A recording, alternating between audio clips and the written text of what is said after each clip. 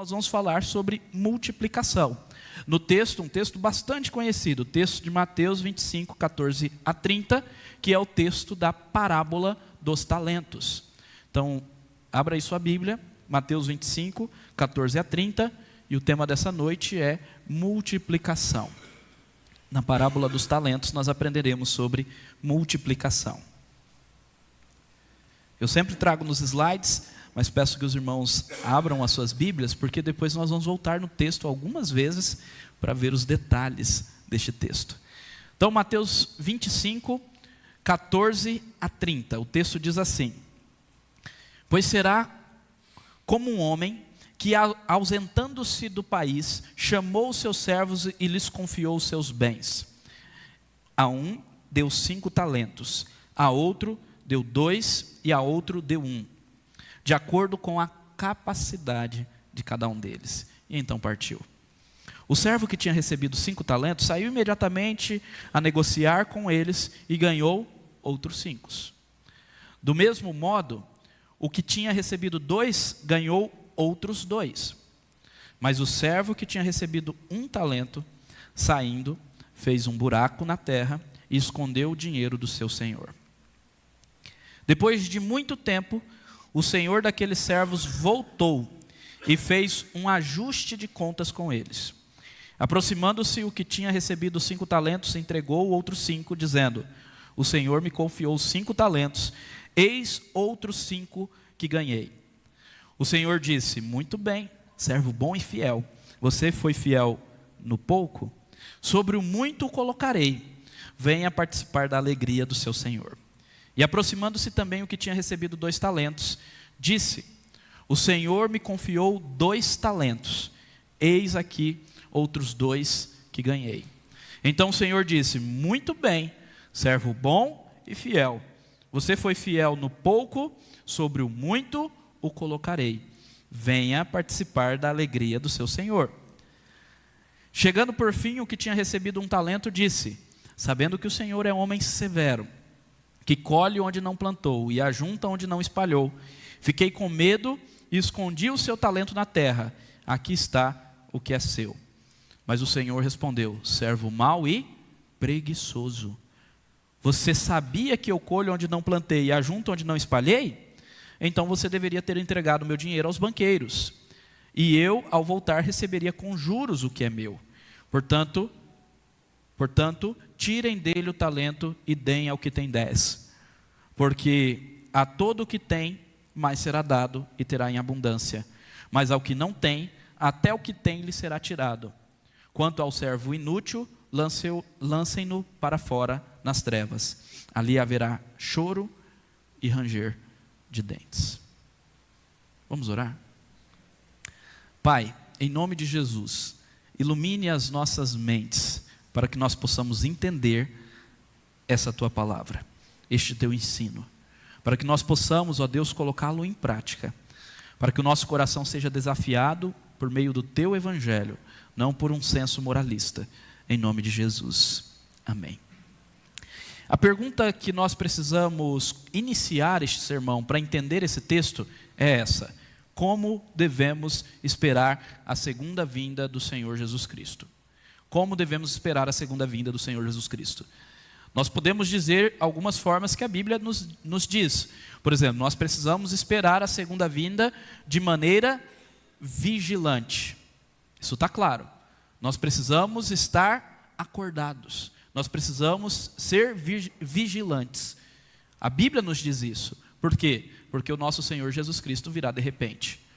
Outra coisa que nós poderíamos dizer é que nós devemos esperar a vinda do Senhor trabalhando na obra, fielmente. E também isso está claro para nós.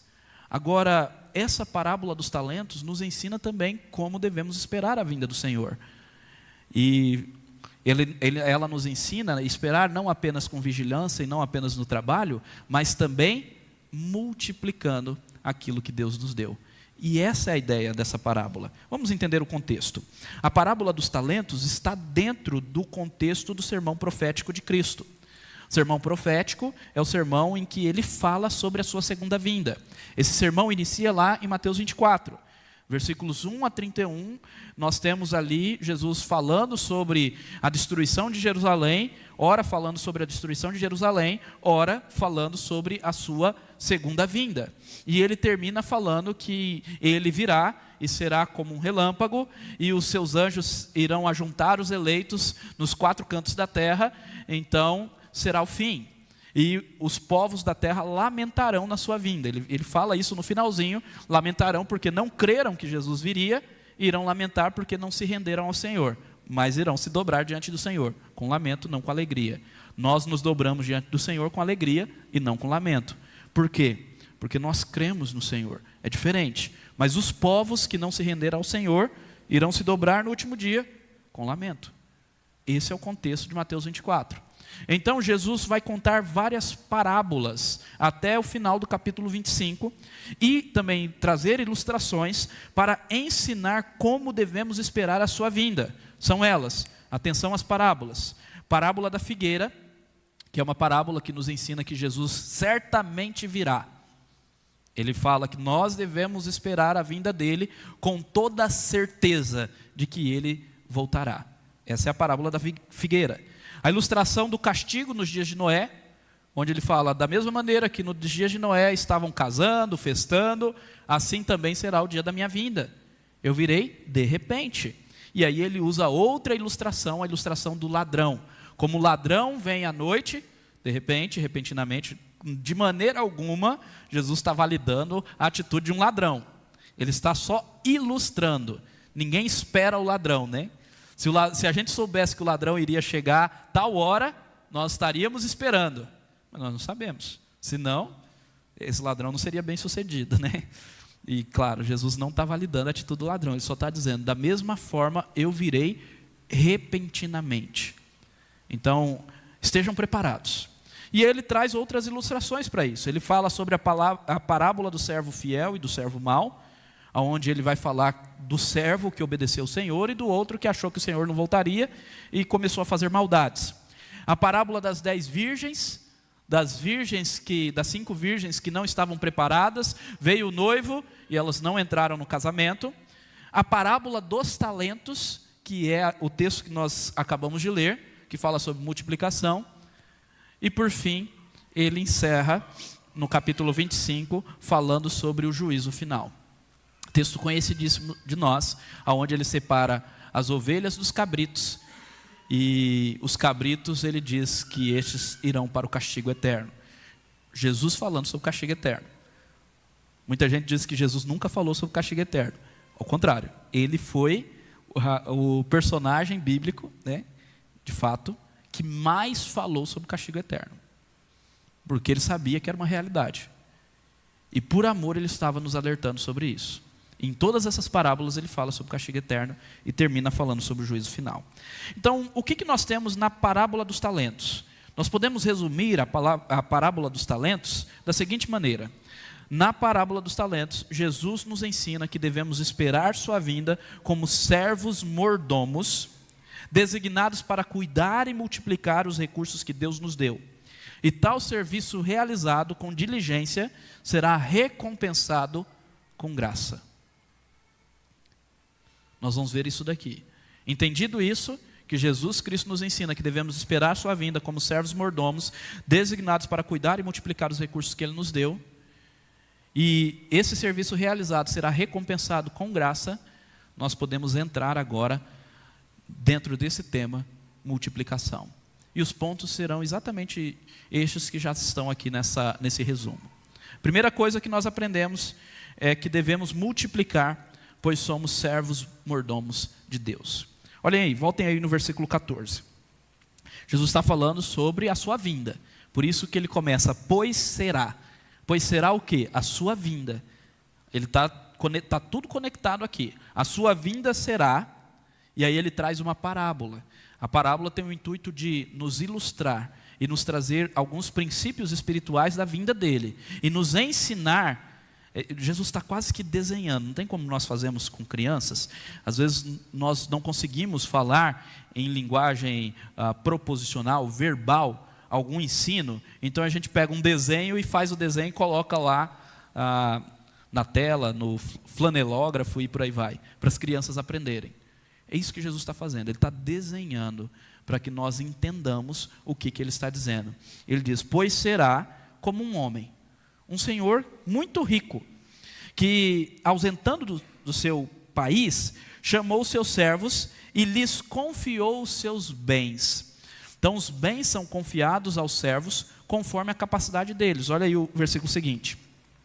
A um deu 5 talentos, a outro deu 2 talentos e a outro deu 1, de acordo com a capacidade de cada um deles. E então partiu. Esse senhor, ele conhecia os seus servos, ele sabia a capacidade de cada um, e ele distribuiu justamente, sabendo o que cada um poderia cuidar. Ele deu conforme a capacidade de cada um. Isso é legal, porque Jesus ele está ilustrando uma verdade espiritual, e Deus nos dá recursos, bens e tantas outras coisas com a sua graça, conforme a nossa capacidade. Aquela capacidade que Ele mesmo faz em nós, através do teu Santo Espírito. Então Ele deu talentos a esses homens. Agora, o que são os talentos? Nós precisamos entender aqui talentos, não como dons. Eu posso aplicar no final como dons. Posso fazer uma aplicação dizendo que Deus também nos reveste de dons. Mas os talentos aqui, propriamente, são recursos que eles deveriam multiplicar. E nessa parábola, especificamente, são recursos financeiros. Por quê? Um talento era a maior unidade monetária que existia naquela época. Então, de todas as unidades monetárias, era a maior. Imagina, qual que é a nossa cédula mais cara? Hoje é de R$200. Hein? Então, o talento seria a maior unidade monetária. Não era nem a cédula, era a unidade monetária. Um talento era o equivalente a 6.000 denários. Isto é, cerca de 16 anos de trabalho. Um denário é o equivalente ao trabalho de um dia. Um trabalhador comum trabalhava um dia inteirinho para ganhar um denário. Aí é só você calcular. 6.000 dividido por 365, trabalhando sem feriado, sem férias, sem final de semana, sem domingo, sem sábado, dá 16 anos. Se você for pegar essas outras coisas, né, sábado, férias, descanso, etc. e tal, mais de 20 anos. Então era o equivalente, um talento, o trabalho de 6.000 denários, se fosse um talento de prata. Se fosse um talento de ouro, valeria em torno de $60.000. Algumas versões vão trazer aqui sacos de dinheiro, sacolas de ouro. Por quê? Porque a ideia era que era muito dinheiro mesmo. E esse homem era riquíssimo, e ele deu 5 talentos. Só multiplicar 5 vezes 6. Eu não vou me arriscar que eu vou errar. Então 5 vezes 6, temos aí o quê? Um dinheiro que, se for traduzido para o real, é milionário. E aí esse servo pega esse dinheiro, o que ele vai fazer? Ele investe. Agora pensem comigo, naquela época não tinha bolsa de valores para investir, não tinha empresa tal, não tinha como comprar uma franquia, investir num lote, não tinha. Ele tinha que comprar ovelhas, comprar camelos, comprar bois, investir, dava sim para investir em terras também, mas era um trabalho árduo, não era uma coisa fácil não. O Senhor não deu para esses servos coisa fácil de se fazer. Ele deu muita grana. Algo que era, inclusive, perigoso. Porque se viesse o ladrão, poderia roubar. O Senhor não deu moleza para esses servos. Ele deu trabalho árduo. E aí o que aconteceu? 2 servos multiplicaram os talentos. Versículo 16. A gente lê aqui, parece que foi fácil, mas não foi. O que eu estou querendo refletir com vocês é que foi um trabalho grande. O servo que tinha recebido 5 talentos saiu imediatamente a negociar com eles e ganhou outros 5. Muito trabalho, trabalhou arduamente, porque era do seu senhor e ele multiplicou. Da mesma forma, o que tinha recebido 2 ganhou outros 2. Muito trabalho. Trabalhou arduamente, multiplicou. Agora, o servo que tinha recebido 1 talento saiu, fez um buraco na terra e escondeu esse talento. Vamos pensar, se o talento ali fosse as sacolas de dinheiro, as sacolas de ouro, Talento também era unidade de medição. Tanto unidade de dinheiro, como também unidade de medição. Poderia ser alguns quilos de ouro, alguns quilos de prata. E aí ele pegou todas aquelas sacolas, cavou um buraco, pensa um buracão, enterrou, dinheiro enterrado, vamos aguardar o Senhor vir. Deitou numa rede, pegou uma aguinha de coco, e esperou muito tempo.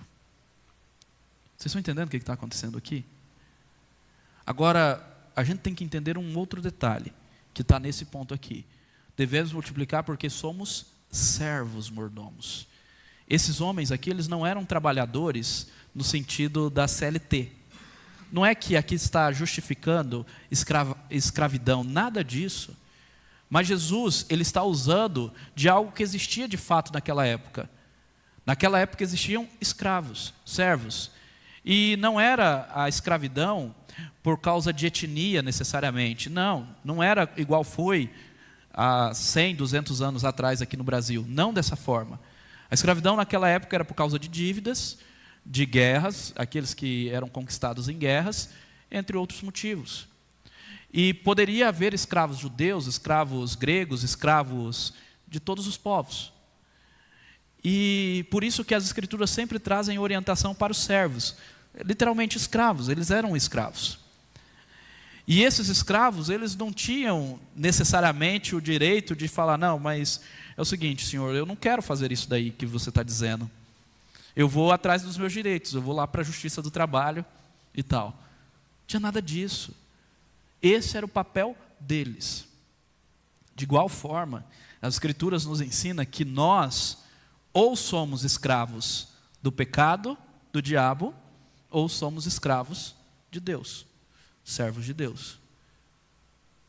E ser servo de Deus é ter a verdadeira liberdade, porque o Senhor é bom. Então as escrituras usam o mesmo termo para falar sobre nós. O termo é doulos, da onde surge uma profissão atual, inclusive minha esposa de doula, é servo.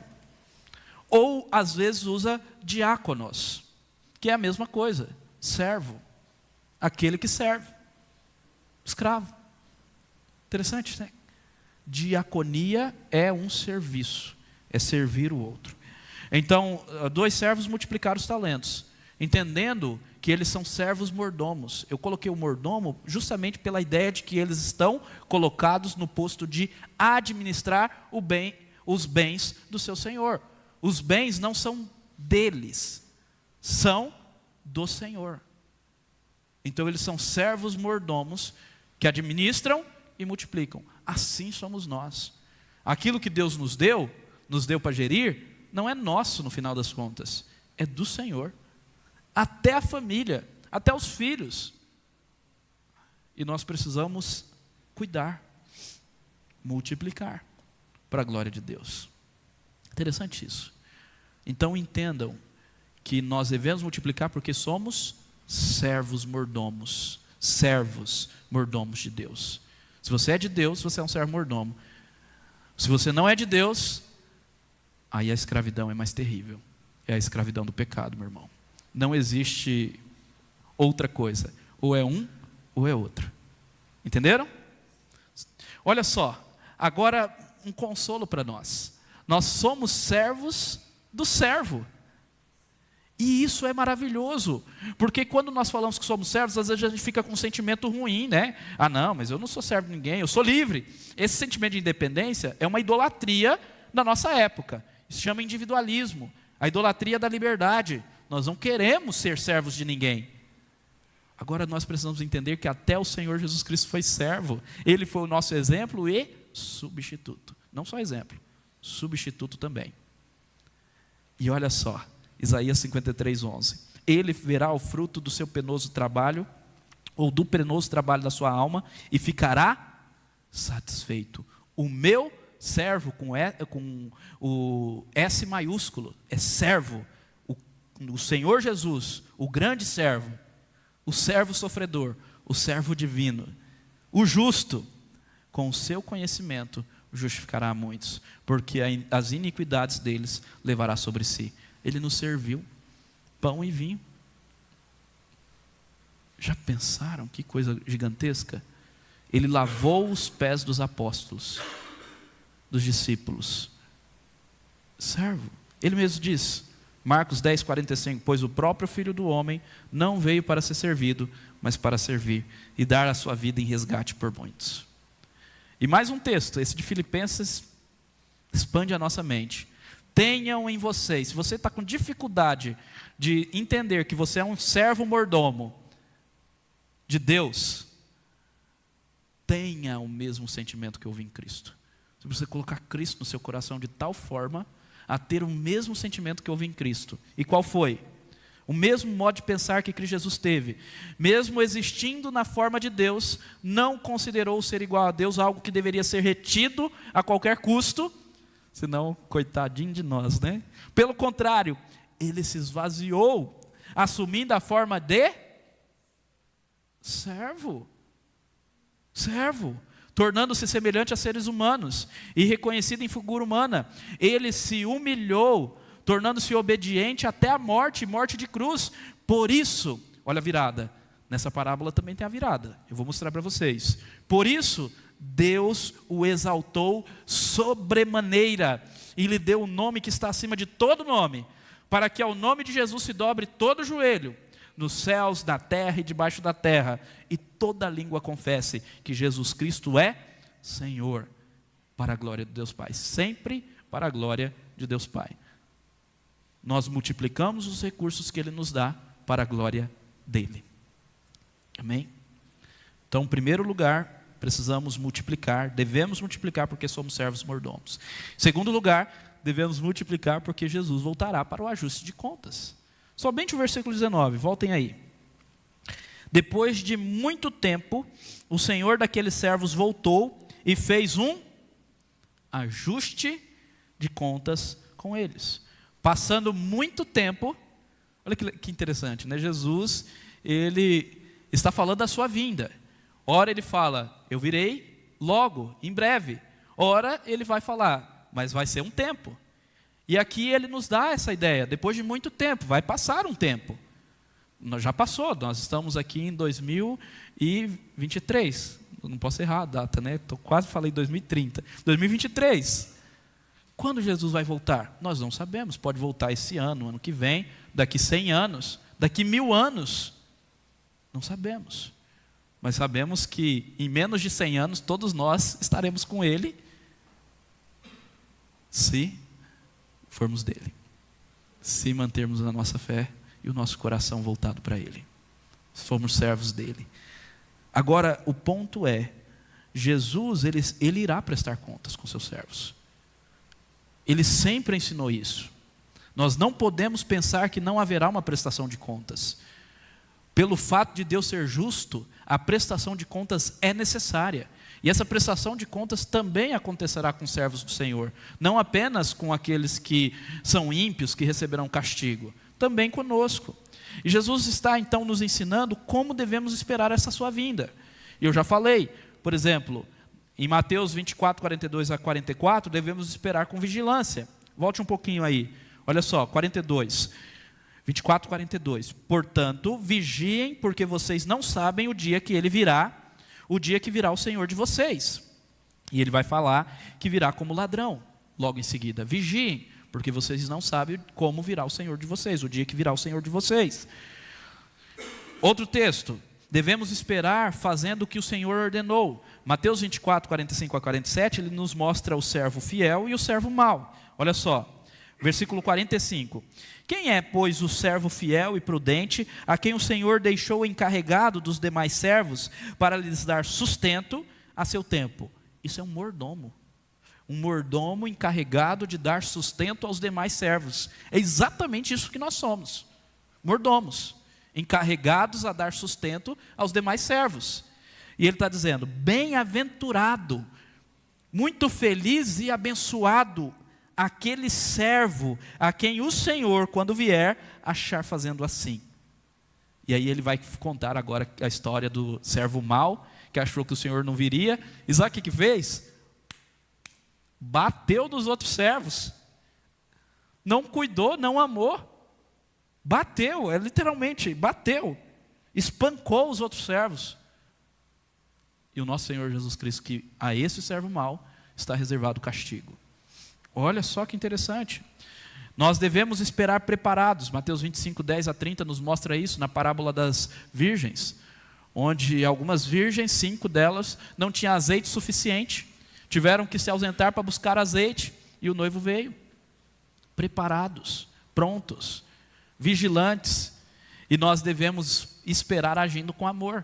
A parábola não é parábola, a descrição do grande julgamento nos ensina isso, que nós devemos esperar agindo com amor.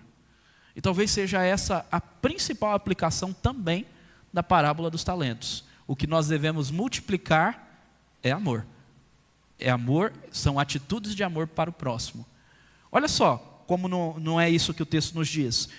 Depois que ele fala da separação das ovelhas, à direita, e os cabritos, à esquerda, o versículo 34 nos diz: então o rei dirá aos que tiverem à sua direita: venham benditos do meu Pai, venham herdar o reino que está preparado para vocês desde a fundação do mundo, porque tive fome e vocês me deram de comer, tive sede e vocês me deram de beber, eu era forasteiro e vocês me hospedaram, eu estava nu e vocês me vestiram, enfermo e me visitaram, preso e me foram ver.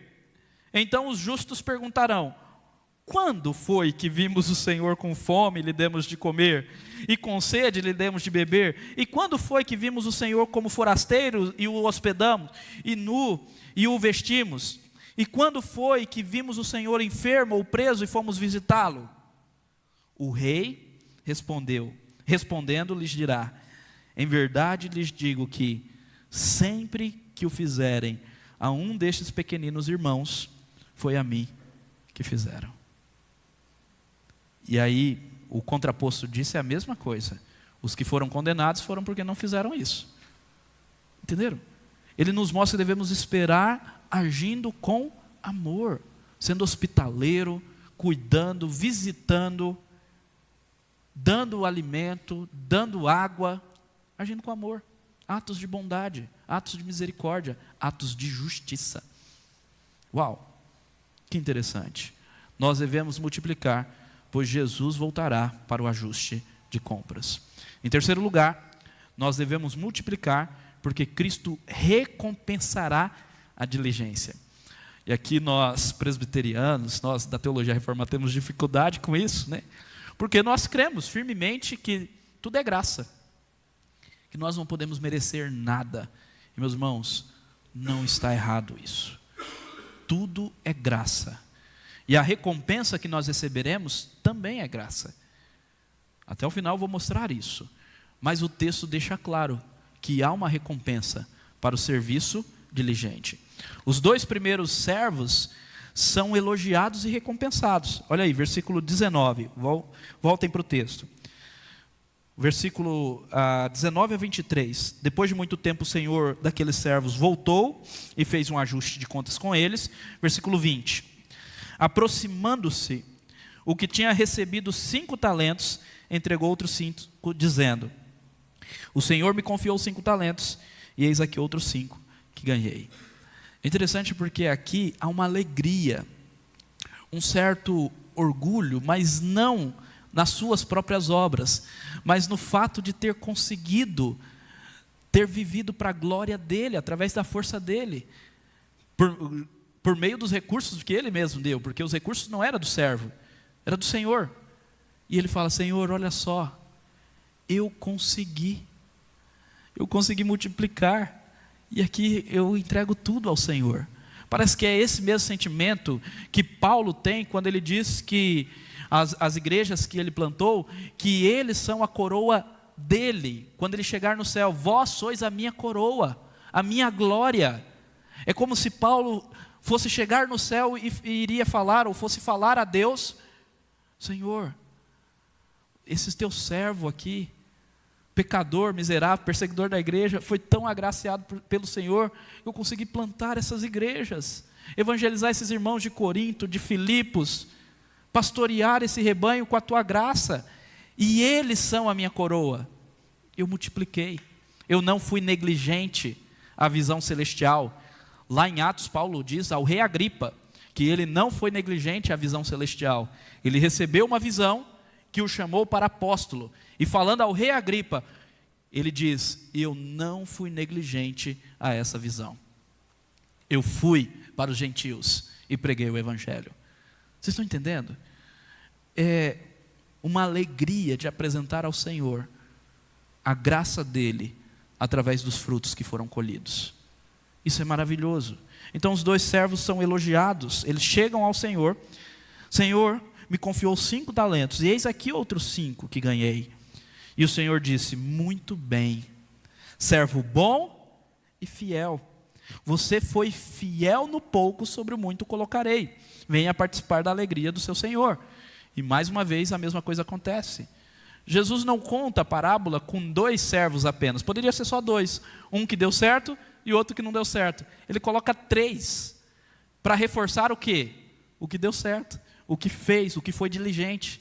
Ele repete as mesmas palavras. E essa repetição é a ênfase desse texto.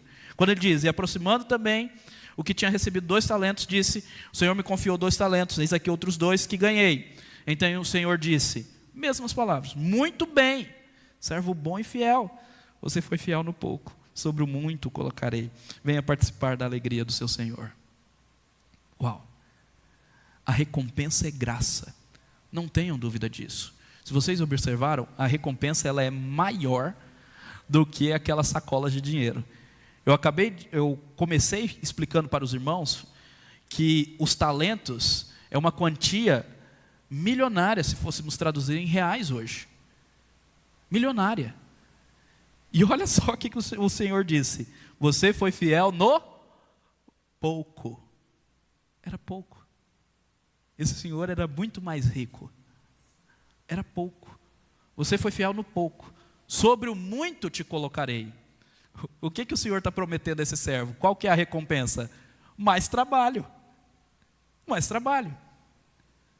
Se foi trabalhoso, foi árduo pegar 5 talentos, investir e conseguir mais 5, porque era uma quantia gigantesca, imagina agora, sendo que ele vai cuidar de muito mais. Trabalho. Deus nos recompensa com trabalho. Porque esse é o nosso propósito. Deus nos criou para trabalhar.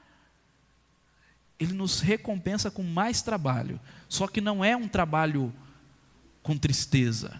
Não é um trabalho arrastado. Não é um trabalho enfadonho. É um trabalho com alegria. E o texto continua dizendo, olha só: sobre o muito te colocarei, venha participar da alegria do seu Senhor. Que alegria é essa? Oh, meus irmãos, é indizível. A gente pode pensar algumas coisas, mas é inefável para nós, é impensado também, porque é gigantesco, é o céu. Nem olhos viram, nem ouvidos ouviram o que o Senhor tem preparado para os seus. Venha para a alegria do seu Senhor. Então é um trabalho alegre e também abundância. Lá no finalzinho, ele tira aquele talento do servo negligente e dá ao que tem mais. E o texto diz, versículo 29, porque a todo que tem, mais será dado, e terá em abundância. Mas o que não tem, até o que tem lhe será tirado. Quando nós somos diligentes na obra do Senhor, o Senhor nos concede mais, e nos concede com abundância. Um dos sermões dessa série foi só sobre isso, abundância. Deus nos promete abundância. Quando somos generosos, Deus nos promete abundância. Porque este é o propósito dele. Que nós sirvamos os outros com tudo aquilo que ele nos deu. E ele nos promete abundância. Aí o versículo, abundância. Então essa é a recompensa. Agora o último servo é repreendido por sua preguiça e negligência. Voltemos para o texto. Chegando por fim, versículo 24, o que tinha recebido 1 talento, disse: sabendo que o Senhor é um homem severo, que colhe onde não plantou e ajunta onde não espalhou, esse servo parece que está acusando o seu Senhor de injustiça. O seu Senhor não subscreve essa acusação. Ele volta essa acusação em forma de pergunta, mas ele não está dizendo que ele era assim. Então parece que esse servo negligente, ele não apenas é negligente, preguiçoso, mas ele também está acusando o seu senhor de injustiça.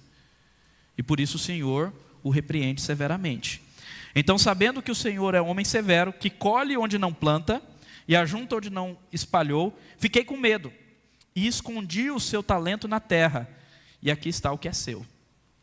Mas o Senhor respondeu: servo mau e preguiçoso. Algumas versões traz negligente, mas preguiça. Ele ficou com preguiça de trabalhar. Era o papel dele multiplicar aquilo que Deus deu, mas ele não fez. Ele não foi diligente, ele foi negligente com a obra do Senhor, com as coisas que o Senhor deu. E o que o Senhor continua dizendo? Você sabia, olha, ele não está validando isso, ele está voltando a acusação numa pergunta.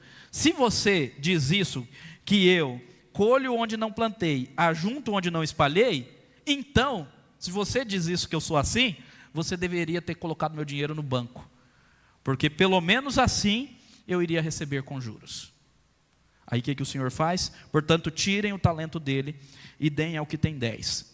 Porque a todo o que tem, mais será dado e terá com abundância. Mas o que não tem, até o que tem será tirado. Quanto ao servo inútil, é inútil. Não fez o que deveria fazer. Não obedeceu ao Senhor, não multiplicou. Ficou inútil.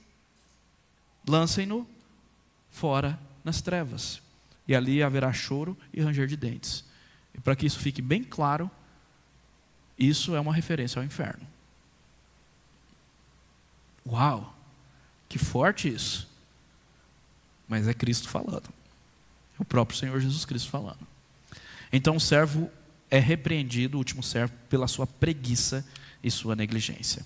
Nós podemos concluir da mesma maneira que nós iniciamos. Jesus Cristo nos ensina que nós devemos esperar sua vinda como servos mordomos designados para cuidar e multiplicar os recursos que Deus nos deu. E tal serviço realizado com diligência será recompensado com graça. Meus irmãos, por isso que para o Senhor deve ser o melhor. Tem uma história legal que eu ouvi recentemente. Um cantor sertanejo bastante famoso se converteu e é presbiteriano, da igreja presbiteriana Alfa. E eles estavam construindo um templo lá no Alphaville, e receberam um terreno do Mackenzie, um templo gigantesco para 1.500 pessoas, uma coisa muito maior do que às vezes a realidade que nós temos aqui.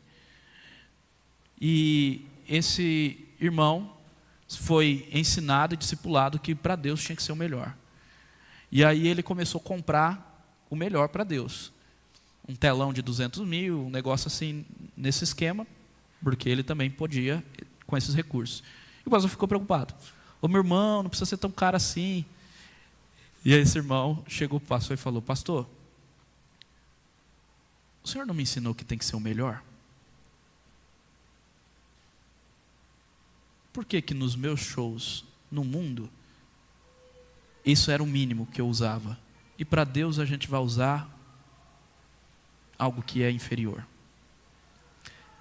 Irmãos, eu sei que isso daqui, essa ilustração, é uma ilustração de uma coisa material, que não é o ponto exatamente desse texto, mas nos ajuda, porque às vezes não é questão de recurso, mas é questão de tempo. A gente dá o que sobra e se der para Deus, não o melhor do nosso tempo, não o melhor das nossas forças, é o que dá, o que sobra para Deus.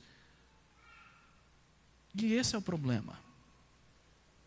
A diligência, não pela recompensa meramente, mas a diligência é para a glória de Deus. E nós precisamos entender que somos servos dele.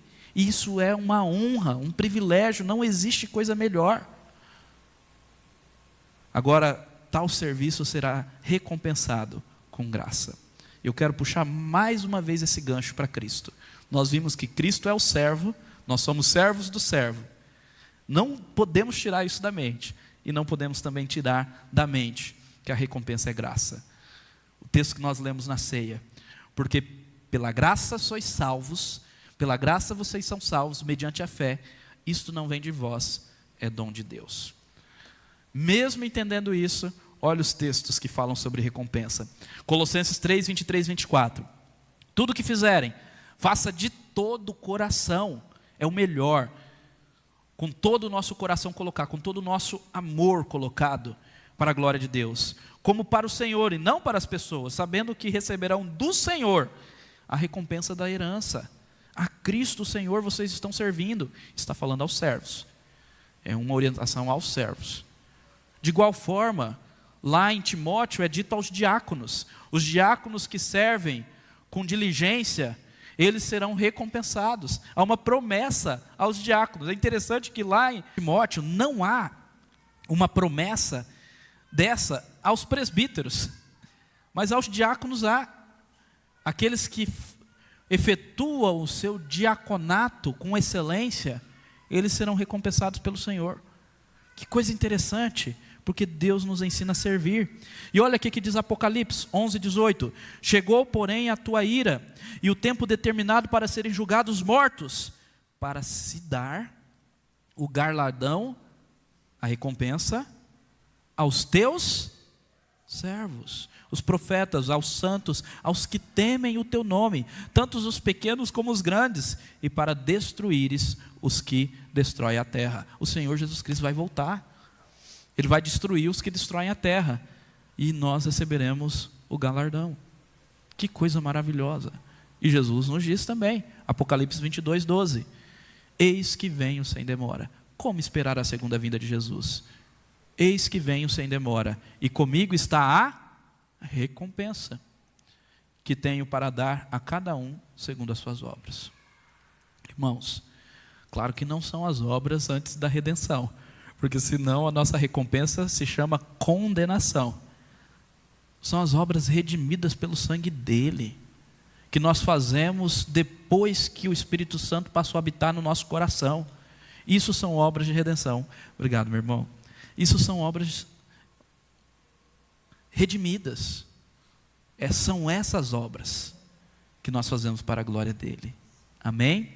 Por isso que a continuidade de Efésios nos diz: pois somos feituras dele, criados em Cristo Jesus, para boas obras, as quais Deus de antemão preparou para que andássemos nelas. Vou encerrar agora com rápidas aplicações. Primeiro, como servo de Cristo, busque multiplicar para a glória dele aquilo que Deus confiou. Atos de amor.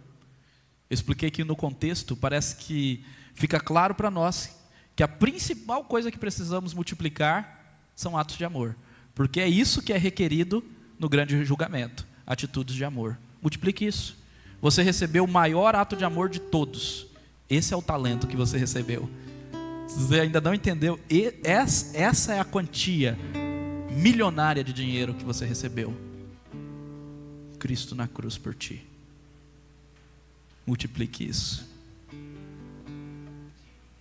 Claro que você não vai poder fazer mais do que Cristo fez por você, mas você pode fazer para as pessoas. Multiplique isso. Ajude as pessoas. Multiplique os atos de amor. Então, atos de amor, serviço. Posso aplicar com dons e talentos? Claro que posso. Dons, talentos, pessoas, bens, recursos que Deus tem dado para você. Seja generoso. Seja diligente na obra do Senhor. E se arrependa de toda preguiça. Oh, meus irmãos, como nós temos sido negligentes na obra do Senhor. Nós precisamos ser diligentes. Fazer a obra do Senhor com o melhor que nós temos. Dar o melhor do nosso tempo. Seja diligente. Esse mundo vai passar. É igual a outra parábola que Jesus falou do homem que ajunta dinheiros em celeiros, e o próprio Deus fala para ele: louco, essa noite pedirão a sua alma. Para que isso? Creia firmemente no retorno de Cristo. Meus irmãos, Cristo irá voltar. E tenha certeza da recompensa graciosa da vida eterna, da herança eterna, que está reservada para todos os seus servos. Todos os que são servos de Deus, doulos de Deus, escravos do Senhor, e não são escravos de Satanás ou escravos do pecado, receberão a herança da vida eterna. Isso é graça. Cumpra cabalmente sua missão de fazer discípulos. Cheguei. Eu tenho que chegar em fazer discípulos, porque essa foi a ordem. Façam discípulos. Cumpra cabalmente isso. Seja fiel nisso. Olha só, é assim que o Evangelho de Mateus termina. Nós estamos no Evangelho de Mateus, capítulo 25, juízo final. Capítulo 28, façam discípulos. Portanto, vão e façam discípulos de todas as nações.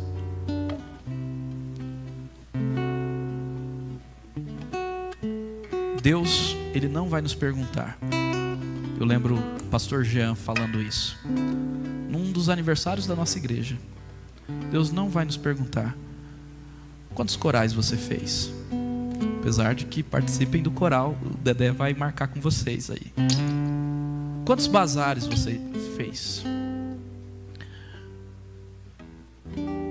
Certamente Deus não vai perguntar quantos templos vocês construíram. Quantas luzes vocês trocaram no templo. Certamente Deus vai perguntar quantos discípulos vocês fizeram. A quem vocês pregaram o Evangelho? Quem foi que vocês acompanharam?